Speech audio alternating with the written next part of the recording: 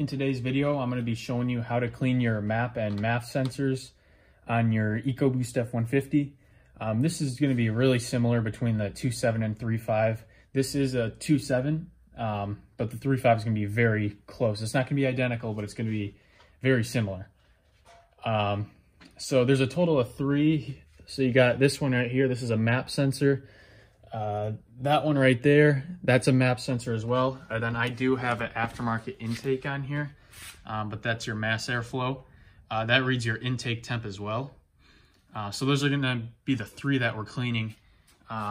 Usually you wanna try and clean your sensors every 100,000 miles or so.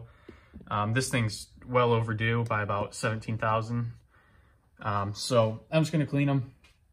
It's just to kind of prevent any future failures, and it can get rid of, like, if you have a rough idle or reduced gas mileage, cleaning your sensors can really help bring it back up, especially if they're old and have never been cleaned.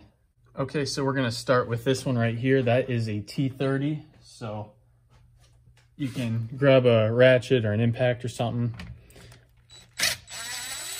take that out, set it aside, unplug it. So this one has a safety, that white tab.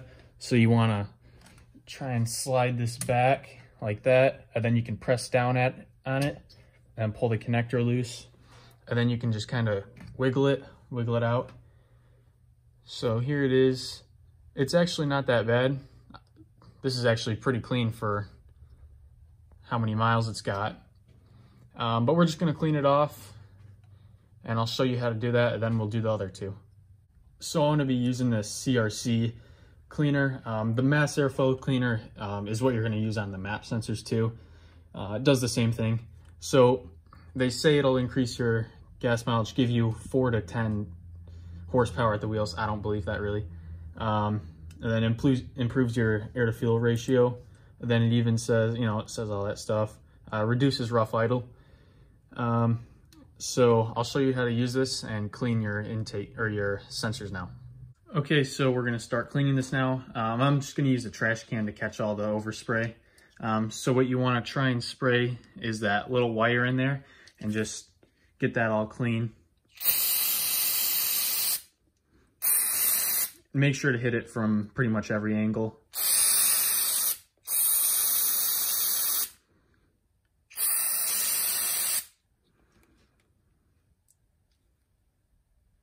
Yeah, that looks a lot better now. I got rid of a little bit of that oil residue on it. Yeah, there you go. Yeah, it looks a lot better already. There was quite a bit of oil residue built up on the wire and around the plastic housing and all that. So you can let that dry off or blow it off with some air before you install. I'm just gonna let it air dry while I do the other ones.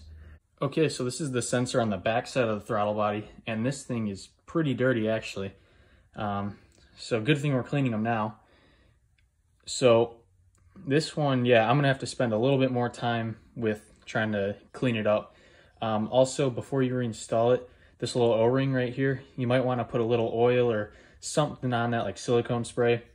Try to avoid the sensor, just put it on your finger and just go around it. Because sometimes these can tear, like when you're pressing it back in, or it'll like roll up around here, and then it won't be sitting on there properly. This is the last sensor. This is the one right behind the air filter, your MAF sensor and your intake air temp sensor. So I'm just gonna give this one a quick clean, then put it back in. Okay, so I got all of them reinstalled. This is something you'd probably wanna do every 75 to 100,000 miles, just as a preventative thing. If you drive a diesel vehicle too, you might wanna try and do that a little bit sooner, because those things can get really dirty really fast. So that's going to be it for today's video. If this helped you out, then please consider liking and subscribing.